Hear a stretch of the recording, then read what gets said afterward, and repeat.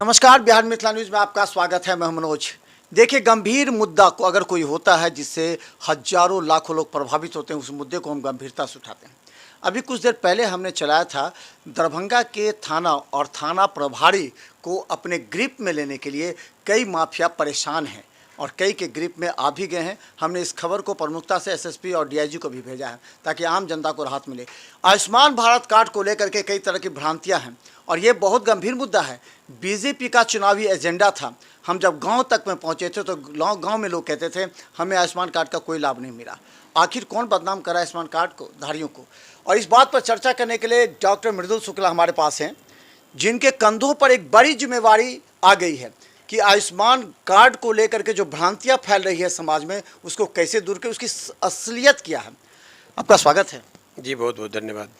शुक्ला जी, आप तो बीजेपी में भी आ गए हैं। आप जानते हैं चुनावी एजेंडा जो बीजेपी का था वो आयुष्मान भारत कार्ड को लेकर के था, लेकिन लाभार्थी को फ़ायदा नहीं पहुंच रहा है। कई जगह लाभार्थी ने कहा हम गए, कार्ड में हमको जांच करवाया 10,000 का, उसके बाद हम ये छोड़ के हम चले गए। कई तरह की बात। आखिर असलियत क्या है आयुष्मान भारत का, वो बताइए। देखिए, जैसे आपने बताया कि लाभार्थी को बहुत सारा कंप्लेन है, तो कंप्लेन तो लाभार्थी को है, क्योंकि सारी बातें उनकी इनएडिक्वेट नॉलेज के कारण हो रही है। सबसे पहले मैं ये बता दूं कि माननीय मोदी जी के द्वारा जो आयुष्मान योजना लाया गया, उस योजना के विषय में सभी आदमियों के बीच में सबसे पहला तो प्रॉब्लम ये आ रहा है कि सारे आदमियों के पास अब तक कार्ड नहीं बना है। और कार्ड बनने की प्रक्रिया में कार्ड जब बनने वहाँ पे जाता है तो आदमियों की संख्या नहीं होती है प्रॉपरली, पूरे घर के आदमी होते नहीं हैं। और जब वो लोग हॉस्पिटल पहुँचते हैं तो उसमें बोलते हैं कि मेरा नाम नहीं है। तो निश्चित रूप से जिसकी नाम नहीं होगी, उनके अंगूठा का निशान नहीं होगा, तो वैसे कंडीशंस में उनको लाभ नहीं मिलेगा। तो मैं तो सबसे पहले निवेदन करूँगा कि जो हमारे, जिसको हम लोग भगवान जनता बोलते हैं, क्योंकि हमारे भारतीय जनता पार्टी के लिए तो वही लोग भगवान हैं, उन्हीं लोग के वोट के द्वारा हम लोगों को जीतकर मोदी जी को पुनः तीसरी बार अवसर मिला है हैट्रिक लगाने का। तो उन्होंने ये काम किया है, तो मैं उनका सबसे पहले तो धन्यवाद ज्ञापन करना चाहूँगा उन सभी मतदाताओं का। रही बात उनकी सुविधाओं का, तो सुविधाओं की प्रक्रिया जो है बहुत लंबे समय से हम लोग देने की कोशिश कर रहे हैं। अब इसमें दो बातें उत्पन्न हो रही है। एक तो पार्ट है कि जो हमारे एडमिनिस्ट्रेशन और हॉस्पिटल की तरफ का प्रॉब्लम, दूसरा कंसर्न होता है हमारे पब्लिक की तरफ का प्रॉब्लम। तो पब्लिक की तरफ का प्रॉब्लम ये है कि जब आयुष्मान योजना की प्रक्रिया सबों को बता दी गई कि राशन कार्ड की अवेलेबिलिटी का होना, और दूसरा कंसर्न पार्ट हमारा ये होता है कि आप निश्चित रूप से आपके जो भी मुखिया हैं, सरपंच हैं, उन लोगों के पास जाके आप उस नाम को जुड़वाने की प्रक्रिया करना। तो सबसे पहले आप उसके विषय में जानकारी लें। दूसरी पार्ट ये करें कि आप जब उस पार्ट को करने जा रहे हैं, आयुष्मान कार्ड बनवाने जा रहे हैं, तो निश्चित रूप से अपने ग्राम पंचायत के जो मुखिया हैं या सरपंच हैं, उन लोगों का सहयोग लें, मदद लें, और उन लोगों के सहयोग से पहले कार्ड बनवाएं। और यह सुनिश्चित कर लें कार्ड बनवाने के बाद कि आपका नाम उसमें जुड़ चुका है, आपके अंगूठे का निशान परफेक्ट है, जिसके लिए आप किसी भी हॉस्पिटल के अंदर जाकर उस चीज़ को चेक कर सकते हैं। एक सवाल उठता है कि किस किस बीमारी के ऑपरेशन के लिए ये आयुष्मान कार्ड वैलिड है। कहा जाता है कि बहुत से ऐसा है जो इसमें नहीं आता है। मरीज़ को तो कार्ड दे दिया गया है, अब वो तो चले जाते हैं कहीं भी, जहाँ देखे आयुष्मान कार्ड। हमें 10 फ़ोन आता है डेली। तो किन किन चीज़ों में ये वैधता होगी इस कार्ड की? देखिए, ये सारी जानकारियाँ पब्लिक को मिली होती है। सूचना जनसंपर्क विभाग के द्वारा भी ये मैसेज दिया जाता है। हम हॉस्पिटल के लोग भी, जो भी आदमी अपना अपना एडवर्टीजमेंट पुट करते हैं, उन सब चीज़ों को हम लोगों ने बना कर रखा है, दे रखा है पोस्टरों पे कि हमारे यहाँ आयुष्मान योजना के द्वारा किस किस बीमारी का इलाज होता है। अब यहाँ पब्लिक के बीच में थोड़ी सी शिक्षित नहीं होने के कारण या अवेयरनेस नहीं होने के कारण अब आँख के हॉस्पिटल के अंदर में चले जा रहे हैं वो लोग हड्डी का इलाज कराने के लिए। हॉस्पिटल जो हड्डी का हॉस्पिटल है वहाँ चले जाते हैं लोग किडनी का इलाज कराने के लिए। तो ये जानकारी उनको होनी चाहिए और उनको निश्चित रूप से कार्ड मिलता है कि कौन से हॉस्पिटल में किस किस चीज़ की इलाज की सुविधाएं उपलब्ध है। तो ये निश्चित रूप से उसके थ्रू, उस पेपर के थ्रू जानना है, उनको अवेयर होना है, तब प्रोसीड करना, तो फिर कोई परेशानियां नहीं आएंगी उन लोगों को। अच्छा, ये सवाल आ रहा है कि जैसे कोई मरीज भर्ती होता है तो जैसे जाँच कराना हो तो जाँच इंक्लूड है उसमें? कई डॉक्टर्स ऐसे कहते हैं ये जाँच इंक्लूड नहीं है। कई लोग कहते हैं कि खाना इंक्लूड नहीं है। कोई स्टील लगाता है अगर तो कहता है कि ये इंक्लूड नहीं है, आपको अच्छे स्कीम दे। तो कुछ पैसा कहते हैं कि आयुष्मान भारत से और कुछ आपको अतिरिक्त देना पड़ेगा। तो इस तरह की प्रोसेस है। अदर डॉक्टर की बात नहीं जानता हूँ कि दूसरे ये जो आ रही है, लेकिन बेसिक समस्या इस पार्ट का है कि पहले तो मरीज़, बहुत सारे मरीज़ ऐसे होते हैं कि बिना कार्ड लिए आके हॉस्पिटल में वो अपना जाँच पड़ताल पूरी पैसा वैसा करके करवा लेते हैं। तो सुविधा तो बिना आयुष्मान योजना का लेते हैं। और बाद में जब उनको पता लगता है कि नहीं आयुष्मान योजना के तहत हम ये काम करवा सकते हैं, हम ही लोग प्रेरित करते हैं उन लोगों को, उसके बाद वो पता लगा कि मान ली कोई जांच करा के किसी एक्स डॉक्टर के यहाँ से आए और वाई डॉक्टर के संस्था में आकर वो एडमिट अपने आप को कर रहे हैं, तो निश्चित रूप से कि जो पहले वाले डॉक्टर जहाँ कहीं भी प्राइवेट में वो टेस्ट करवाए हैं या जहाँ भी करवाए हैं, तो वहाँ के एक्सपेंस तो जो हॉस्पिटल जहाँ पे इलाज आयुष्मान के दर होगा वो उस पैसे को रिफंड नहीं कर सकता है, वो संभव ही नहीं है कर पाना। दूसरी बात ये है, और वो आता भी नहीं है नियमानुरूप। दूसरा कंसर्न ये पार्ट होता है कि जब कभी हमारे हॉस्पिटल, जिस हॉस्पिटल में आप एडमिट हो गए और एडमिट होने के बाद जितनी भी खर्चा होती है, चाहे ऑपरेशन का पार्ट हो या जांच का पार्ट हो या उनके खाना का पार्ट हो, खाना के पार्ट में ये निश्चित रूप से पार्ट मैं बता देना चाहूँगा कि सामान्यतः खिचड़ी खाना देने की प्रक्रिया उनको की जाती है। कहीं कहीं से यह भी समस्याएं आती हैं कि मरीज बोलते हैं कि खाना नहीं दिया गया। अब मरीज पेट का दर्द लेके आ रहा है, आंत का ऑब्स्ट्रक्शन है, उसको कंजर्वेटिव ट्रीटमेंट करना है, नील बाई माउथ रखना है मुझे, तो वैसे मरीज को मुझे खाना नहीं देना है। लेकिन वैसे मरीज कंप्लेन करते हैं कि मुझे खाना नहीं दिया गया, तो उनको खाना देना नहीं है। तो ऐसे परिस्थिति में हॉस्पिटल रिस्पॉन्सिबल नहीं है कि उनको खाना देकर कहीं व्यर्थ का उनके अटेंडेंट को खिलाए और किसी और को खिलाए, क्योंकि अटेंडेंट के लिए कोई सुविधाएं इस प्रकार की देने का प्रावधान हमारे आयुष्मान योजना में नहीं है। अच्छा, एक चीज़ मान के चलिए 5 लाख का है, अगर कहीं 1 लाख का हो तो उसको ये 4 लाख उसके बैलेंस में रहेगा, या फिर कई डॉक्टर कहते हैं कि नहीं साइन कर दो तुम, चलो ठीक है तुमको थोड़ी पे करना है, तो ऐसे में जो अज्ञात जो मरीज हैं अशिक्षित हैं वो 2 लाख पे साइन कर देते हैं। बाद में जब उस पता लगता है तो उसमें नंबर दिया रहता है कंप्लेन का, कंप्लेन कर देता है। तो ये सार्थकता क्यों है साहब?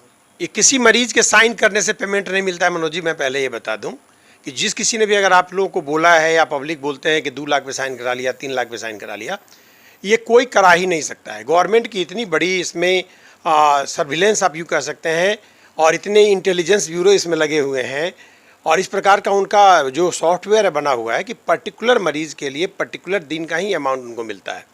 अगर मान लीजिए हमारे यहाँ कोई मरीज़ आयुष्मान योजना के तहत भर्ती है, जनरल वार्ड में भर्ती है, तो 1800 रुपये की उसकी बिल बनती है। आप उस 1800 रुपये में उसको बेड देना है, आपको उसमें खाना देना है, दवा देना है, जाँच देना है, करना है। मरीज़ अगर ज़्यादा सीख है उसको आप अल्ट्रासोनोग्राफी भी करते हैं, या और कोई लेबोरेटरी डिजीज़ का करना है, आप उसको आईसीयू के अंदर लेते हैं। तो आईसीयू के अंदर का भी पार्ट फिक्स है कि 3500 या 3600 रुपया जो मिलता है उस रेंज में उस पैसे को वो देती है, और उसी के अंदर सारा काम करना है। तो पेशेंट से किसी प्रकार की पैसा की उगाही आप नहीं कर सकते हैं, पहला। दूसरा कंसर्न आपका ये आता है कि पब्लिक बोलता है कि मुझे इतना पे साइन करा लिया, ऐसी कोई प्रावधान नहीं है कि मरीज की साइन की मुझे कोई जरूरत है। छुट्टी के समय और एडमिशन के समय से लेकर जितने दिन मरीज को जिस पैकेज के लिए हम एडमिट करते हैं उतना ही पैसा मिलता है, और सरकार ही वहाँ से ग्रांट करती है। ना मैं ग्रांट कर सकता हूँ, न पब्लिक मुझे ग्रांट कर सकती है। ये प्रोसेस बता दिए, हमारे साथ जनता इसको लेकर काफ़ी कंफ्यूज है। मान लीजिए एक मरीज है, वो आपके यहाँ आयुष्मान भारत के तहत जाता है इलाज कराने, भर्ती करने, तो उसको किस तरह से गुजारना पड़ेगा, उसका प्रोसेस क्या है आपके यहाँ भर्ती और ऑपरेशन प्रारंभ से लेकर के अंत तक, कैसे क्या प्रोसेस होगा? देखिए, मरीज जब आते हैं तो सबसे पहला काम है उनको कि अपनी कार्ड उनको दिखानी होगी और बोले कि मैं आयुष्मान योजना के तहत हूँ। आयुष्मान योजना के तहत ओपीडी नहीं है, वो जानते हैं। तो आप पहले तो आप ओपीडी की पर्चा में आप पर्ची कटा लें, नाम दिखवा लें कि भाई आपका जो कंप्लेन है उस पार्ट को आप फॉलो अप कर लें। उसके बाद इन्वेस्टिगेशनल सपोर्ट दी जाती है उनको। हमारे हॉस्पिटल के अंदर इन्वेस्टिगेशनल सपोर्ट अगर दिया गया है और पर्टिकुलर डिजीज़ के लिए, मान लीजिए ऑपरेशन के लिए कोई आदमी आते हैं, तो उस ऑपरेशन से रिलेटेड कोई भी जांच अगर आप करवाते हैं तो उस पैसा का पेमेंट आपको नहीं लगेगा, वो हॉस्पिटल बियर करेगा। तो प्रोसेस क्या होगा? साइन करना पड़ेगा? कौन से कागजात पर साइन करना पड़ेगा? किसी प्रकार की साइन की कोई ज़रूरत ही नहीं होती है। मैं पैसा आपका तभी निकाल सकता हूँ कि जब आपको अंदर ले जाया जाएगा सर्वर रूम में, या जहाँ पे हम लोग फिंगरप्रिंट लेते हैं, उस फिंगरप्रिंट का हम लोग फिंगरप्रिंट लेते हैं, आपके नाम को रजिस्टर्ड करते हैं, किस डिजीज़ के लिए कितने पैसे का अवलोकन मुझे वहाँ से करेगा, तब मैं मरीज़ का एडमिशन करवाता हूँ। और जिस मरीज़ के लिए मैंने लिया उससे रिलेटेड कोई भी अगर जांच पड़ताल अगर हुआ है उस मरीज़ का, तो उससे रिलेटेड कोई भी पैसा जांच का भी ना लगेगा, ना इलाज का लगेगा, ना ये। फिर जाने के समय उसकी छुट्टी की जाती है, फिर मरीज़ अपना अंगूठा का निशान देता है और मरीज़ अपना घर चला जाता है। और घर भी जाने के लिए जो 3 या 4 दिन 5 दिन की जो भी दवाई लिखी होती है वो भी दवा यहीं से दे कर दी जाती है, उसके लिए कोई पेमेंट उनका नहीं लगता है। यानी कि वो कोई साइन प्रोसेस नहीं है, वो फिंगर से आएंगे, सिर्फ उनको कोई जानकारी नहीं है, वो अपनी और उनको कितना पैसा कट रहा है ये भी जानकारी उसको नहीं दिया जाता। और हम लोग को भी ये जानकारी नहीं होता है कितना। अगर मेरा 5 दिन का है तो 5 दिन का पैसा 1800 रुपये के हिसाब से तो 9000 रुपये मुझे मिलेगा। ऐसा नहीं कि मैं उसको 90,000 बना दूंगा, ऐसा मैं नहीं कर। फिक्स है, वो फिक्स है। इसलिए कोई भी आदमी अगर ब्लेम करता है कि मुझे 2 लाख पे साइन करा लिया, या कोई डॉक्टर बोले कि मैं इतना करवा लेता हूँ, ये सरासर गलत बात है और ऐसी कोई पद्धति नहीं है। अच्छा, ये जो प्रोसेस होता है, सभी डॉक्टर जो शामिल होते हैं उन लोगों को सरकार से अगर आप ऑपरेशन करते हैं तो राशि कितने दिनों में आप लोगों को रिफंड होती है या मिलती है? उसके लिए इसका कोई लिमिट है, कोई समय सीमा है, या कोई कमेटी बैठती है निर्धारण करती है क्या? देखिए, ऑटोमेटिक जब वहाँ से ग्रांट हो जाता है तो पैसा अपने आप चले आना चाहिए, लेकिन एक्चुअली हो नहीं पा रहा है। कुछ जो भी कारण हो, पदाधिकारियों के स्तर पे कारण हो या मैन पावर का कमी हो। अभी तत्काल मैं अपना बता देना चाहूँगा कि मैं आज ही अपना आकलन किया कि लंबे टाइम से पैसे सबका ड्यूज चल रहा है, दवा दुकान का ड्यूज चल रहा है। 9-10 लाख रुपया दवा दुकान का है, 5-6 लाख रुपया जांच घर वाले का है, अल्ट्रासाउंड सेंटर का भी बकाया है। लगभग 20-22 लाख रुपये का ड्यूज पेपर मेरे पास आया। मैं जब उसका खोल के देखा तो आज देखा हूँ कि लगभग 70% का पेमेंट अभी तक मेरे पास नहीं आया है, जो 2 महीने का है, और लगभग 35 लाख के आसपास मेरा ड्यूज चल रहा है उन लोगों के ऊपर। कैसे कीजिएगा आप ऑपरेशन? अब नहीं कर सकते। अब एक्चुअली है कि जिस हॉस्पिटल की कैपेसिटी है वो उस पार्ट को करेगा, नहीं तो बहुत सारे आदमी रिफ्यूजल दे देंगे, भाई पैसा नहीं आ रहा है तो मैं नहीं करूँगा। क्योंकि इसके लिए तो जिम्मेवार निश्चित रूप से जो आयुष्मान योजना के पदाधिकारी ये वो हैं कि जब हॉस्पिटल से हम इलाज करवा रहे हैं, इतने आदमी का हमने NOC देकर पेशेंट का डिस्चार्ज करवा दिया है, इलाज करवा दिया है, तो पैसा भिजवाना उनका काम बनता है। अभी कल डॉक्टर राकेश से मेरी बातचीत हुई बेनीपुर में, उन्होंने भी यही बात बोला कि सर मेरा 60 से 65 लाख रुपया ड्यूज चल रहा है, 3 महीने से पैसा ही नहीं आ रहा है। अच्छा, प्रशासन तो दबाव डालती है डॉक्टर्स को कि आप आयुष्मान भारत कार्ड में कीजिए। हमने देखा कि कई बार डीएम के यहाँ भी मीटिंग होती है तो कहा जाता है कि कीजिए, प्रोसेस कीजिए। निश्चित रूप से डीएम साहब का ये फर्ज बनता है कि पब्लिक की कंप्लेन को अपनी सुधी में लेकर उसके लिए वो दबाव डालें, ठीक है। और दबाव डालने के हमारे हॉस्पिटल में तो खासकर कोई ज़रूरत नहीं पड़ती है। सारे डॉक्टर्स इच्छुक होते हैं इस काम को करने में, क्योंकि उनकी बेनिफिट सिर्फ आयुष्मान योजना नहीं है। आयुष्मान योजना में जितनी पैसा मिलती है उससे हॉस्पिटल को कोई बेनिफिट नहीं होता है। अल्टीमेटली यूँ कह लीजिए किसी किसी केस में घाटा ही लगता है। तथापि हम लोग इसलिए उस चीज़ को करते हैं क्योंकि पेशेंट की इन्फ्लो मेरी बनी होती है। मैन पावर मेरा, अगर मान लीजिए प्रिजर्व का जो भी पार्ट है काम करने वाले, वो लोग तो मेरे पास काम कर रहे हैं, हम सैलरी उनको दे ही रहे हैं।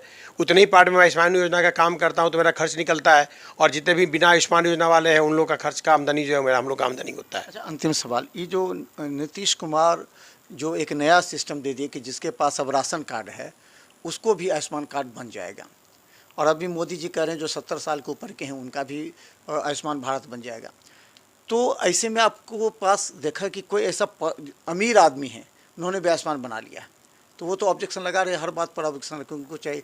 एक गरीब को जो BPL धारी टाइप का था उसको तो वो दिक्कत नहीं है, उसको जो भी ऑपरेशन कीजिएगा सही सलामत जाएगा, खुश होगा। क्या आपको लगता है कि इसमें कुछ बड़े पैसे वाले अमीर लोगों के हाथ में आयुष्मान कार्ड हो गया जो इस पूरे कारण में जड़ में है? मेरे यहाँ जितने भी मरीज आते हैं, मुझे लगता है कि कम से कम 50% आदमी तो ऐसे हैं जिनके गले में सोने की हार होती है और कार से उतर के आते हैं। मुझे लग रहा है कि अगर वो रियल ढंग से इनकम टैक्स का पेई बने तो निश्चित रूप से उनकी करोड़ों में साल की आमदनी होगी। ये मतलब मैंने क्लियरली देखा है इन चीज़ों को, कि जिसके हाथ में 50,000 रुपये का मोबाइल हो, 1 लाख का आईफोन मोबाइल हो, और उन लोग आयुष्मान का कार्ड लेकर वो लोग आते हैं।